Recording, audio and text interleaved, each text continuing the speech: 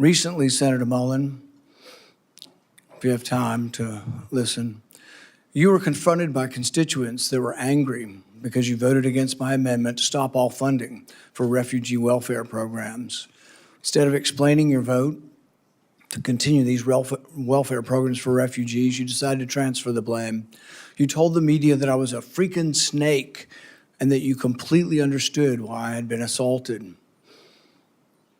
I was shocked that you would justify and celebrate this violent assault that caused me so much pain and my family so much pain. I just wonder if someone who applauds violence against their political opponents is the right person to lead an agency that has struggled to accept limits to the proper use of force. You have never had the courage to look me in the eye and tell me that the assault was justified. So today you'll have your chance. Today I'll give you that chance to clear the record. Tell it to my face. If that's what you believe, tell it to me today. Tell the world why you believe I deserve to be assaulted from behind, have 6 ribs broken and a damaged lung. Tell me to my face why you think I deserved it. And while you're at it, explain to the American public why they should trust a man with anger issues to set the proper example for ICE and Border Patrol agents. I think before I can start my opening statement, I have to address the remarks that the chairman made, calling me a liar. Sir, I think everybody in this room knows that I'm very blunt and direct to the point. And if I have something to say, I'll say it directly to your face. If you recall, back in my House days, we actually did have this conversation because of the remarks that I made. You were in a room.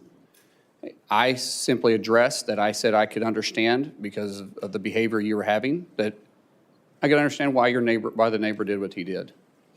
As far as my terms as a snake in the grass, sir, I work around this room to try to fix problems. I've worked with many people in this room. Seems like you fight Republicans more than you work with us. I did address those remarks. I did explain your gimmicks by the amendment you put forth. And as far as me saying that I invoke violence, I don't. I don't think anybody should be hit by surprise. I don't like that. But if I do have something to say, everybody in this room knows I'll come straight to you. I'll say it publicly and I'll say it privately, but I'll never say it behind your back. So for you to say, I'm a liar, sir, that's not accurate. And I got proof to say that because you have spent millions of dollars in my campaigns against me because we just don't get along. However, sir, that doesn't keep me at all from doing my job. I can have different opinions with everybody in this room, but as Secretary of Homeland, I'll be protecting everybody, including Kentucky, as much as I will my own backyard in Oklahoma. The record should show, and I think will show, a lack of contrition, no apology, and no regrets for your support. You completely understand the violence that was perpetrated on me. You're unrepentant. The only thing you quibble about is whether I met you somehow when you were in the House. I don't think we ever met when you were in the House. And this idea that the only thing you're upset about is not that you were for violence. What you're upset about is that I called you a liar because you said it to my face, which is really more about this machismo that you have. When in Oklahoma, the media asked you about the refugee welfare programs, the programs you voted to continue funding, it was this whole idea that you were going to transfer it because you were uncomfortable, your anger, low impulse control, causes you to then go after and decide that you're going to go after me as well. And so you say you completely understood that I was assaulted from behind, had 6 ribs broken and part of my lung removed, and that was just fine. That's something that you, I guess, approve of as far as resolution of political problems. When I talked to you privately on the phone, there was no apology. You just said, well, we can let our political difference, go by. And you said a few minutes ago, we can just set it aside. Well, political differences we can, but when you say that you agree with a felon, a Trump-hating felon who attacked me, somehow you think I'm just going to set that aside? Oh, it's no big deal. I lay in pain for 2 months, had 6 ribs broken, 3 of them separated, grinding upon bone for months, had part of my lung removed, and you think that's great and to be extolled. I mean, the sheer lack of any kind of self-awareness that you're going to be leading thousands of men and women who will have the use of force, and there's been great questions in our country about how that will be used, and you think a violent attack is just fine.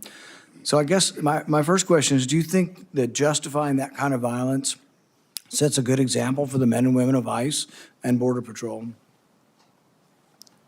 Mr. Chairman, first of all, I didn't know the extent of your damage. When the phone call was made, I made it to you and I tried to talk to you. You didn't engage at all. In fact, you said, get your paperwork in. It's got to be at 3 days in between. You offered no apology. Sir? And you offer no apology today and no regrets. Haven't heard the word apologize, haven't heard the word regret, haven't heard I misspoke and it was heated and I made a mistake. Haven't heard any of those words. Sir, actually, it wasn't heated, and I'm not apologizing for pointing out your character. Good. So you're jolly well fine, and you want the American public and the people up here to vote, that may or may not vote for you, to know that you supported the felonious, violent attack on me from behind. I did not say I supported it. I said I understood it. There's a difference. Oh, so By calling you. That means you really didn't approve of it, just completely understand it. What do you think most people would interpret completely understand to be? Support for or a condemnation of the violence? Sir, as I said, we can have our differences. It's not going to keep me from doing my job as Secretary of Homeland Security. I'm going to secure Kentucky and take care of Kentucky as much as I am Oklahoma. If this were a one-off, it would be one thing. If you just disliked me so much that you approved of violence against me, people could just write it off. Well, maybe they hate each other. But really, there's a pattern of this. Let's go ahead and roll the tape. We can be good consenting adults. We can finish it here. Okay, that's fine. Perfect. You want to do it now? I'd love to do it right now. Well, stand your butt up then. You stand up, Bob. Oh, hold it. Oh, stop it. Is that your solution? Oh, no, sit down. Sit down. No, you're a United States Senator. Sit down. Active. Okay, sit down, please. All right. Can I respond? Hold it.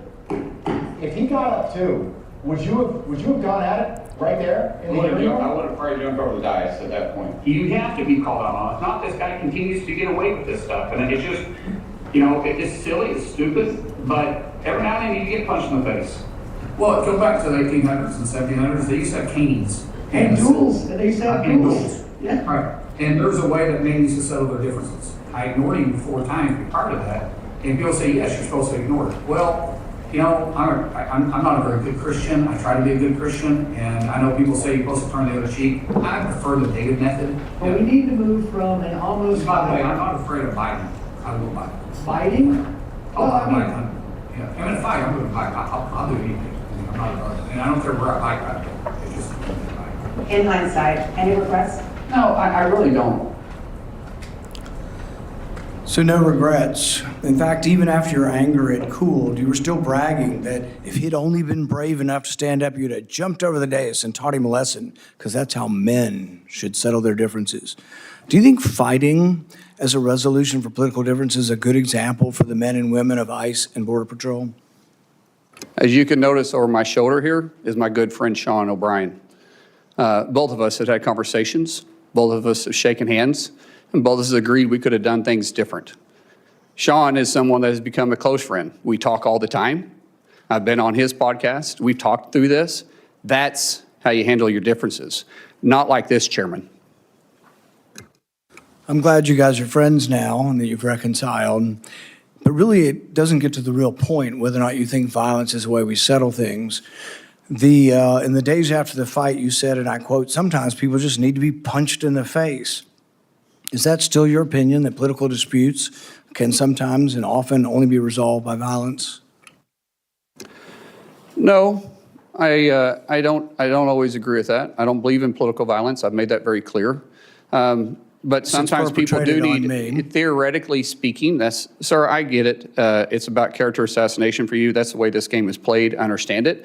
And you are making this about you, which is fine, but that doesn't keep me as Secretary of Homeland Security. It's character assassination when you were the one lauding the assault. Who do you think started that character assassination? I'm just repeating what you have done in character assassination. I'm repeating your support for the assault. So that's somehow something I started? No, sir. What I'm saying is you're adding a lot to it.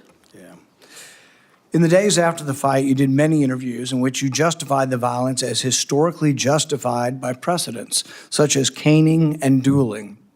Is it today your opinion that the caning of Charles Sumner was not only justified, but argues still for resolving our political differences with violence? What I was simply pointing out is some of the rules that still apply to this body. For instance, dueling with 2 consenting adults is still there. I was pointing out what is still illegal acceptable. for 170 years. There's no precedent for legal dueling. Even then, they fled the country.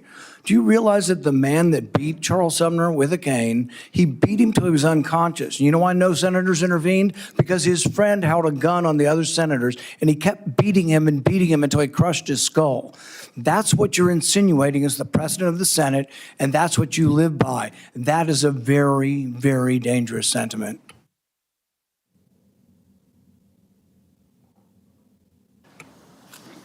After a half a dozen victory lap interviews where you pointed out that the union guy was just lucky that fear kept him from standing up, Dana Bash asked you if you have any regrets about bringing violence to a Senate committee, and you replied that you have no regrets. Today you've said you have no regrets about being happy, being completely understanding why I was attacked from behind. You had no regrets about, instigating a brawl in a Senate committee hearing. Are those still your opinions? Mr. Chairman, you're going to have your opinion. I'm going to have mine. As the Secretary of Homeland Security, I'm going to bring peace of mind and security to this country, and I'm going to stay laser focused on that. CNN correspondent Priscilla Alvarez is here with us as well. Priscilla, there were some major fireworks right out of the gate in the exchange between Senator Markwayne Mullin and the chairman of the committee, Rand Paul. It got pretty ugly. Tell us a little bit about that. Yeah, Wolf, this was immediately an intense hearing at kickoff between the Republican chairman, Rand Paul, and Senator Markwayne Mullin, dating back to some history the two of them have, specifically as it relates to an attack by Rand Paul's neighbor in 2017 and the comments made by Markwayne Mullin at the time. And so Rand Paul and Senator Markwayne Mullin were going back and forth about that exchange, and Rand Paul pressing him on whether he regretted anything that he said then. Not only that, but also the way that he confronted a witness during a separate hearing a couple years ago as well. Essentially, the argument being made was whether he felt that he had the temperament to be the Homeland Security Secretary, and whether this was the model that he intended to role model, rather, for the federal agents within the Department of Homeland Security. Now, the senator didn't necessarily respond to that. He pointed back to Sean O'Brien, who he's had disputes with before, saying that now they are friends. He also did not apologize to Senator Paul over his comments at the time over that 2017 attack. But all of this really manifested in this very intense start to this hearing, again, between two Republican senators, the chairman and Senator Markwayne Mullin, who is testifying for this role of Homeland Security Secretary. I will also say beyond that, there have been some notable comparisons and contrast being made between the senator and Secretary Noem. For example, he said that he would own his mistakes. He also said, quote, "My goal in 6 months is that we're not in the lead story every day." He also went on to say that he regretted his statements after the shootings of the 2 U.S. citizens by federal agents in Minneapolis, saying that he, quote, "went there too fast." So as this hearing is going, you can already start to see how he's trying to differentiate himself from Secretary Noem, who of course was under immense scrutiny for the way that she managed the Department of Homeland Security, not only among senators, but also within the department itself.